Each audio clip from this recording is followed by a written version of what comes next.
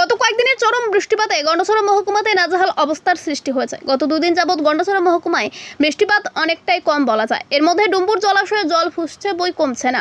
মহকুমার জনজাতি এলাকাগুলিতে অভাব অনটন চরম সীমায় পৌঁছেছে। একদিকে যেমন নেই কাজ, অন্যদিকে নেই খাদ্য। প্রতিটি পরিবারে অভাব অনটন লেগেই রয়েছে।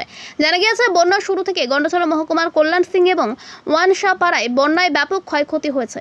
উক্ত দুই ভিলেজে প্রায় 130 জন জনজাতি লোকজন ওয়ানশাপাড়া স্কুলে আশ্রয় নিয়েছে। যদিও উক্ত ভিলেজের সচিব রামপ্রসাদ দাস সংবাদ পাওয়ার সঙ্গে সঙ্গে ব্লক ডেভেলপমেন্ট অফিসারের অনুমতি নিয়ে ওয়ানশাপাড়ায় গিয়ে অস্থায়ী শিবিরবাসীদের সম্পূর্ণ ব্যবস্থা করে চাল, ডাল, সবজি, মোমবাতি, মশার কয়েল এর ব্যবস্থা করে দেন।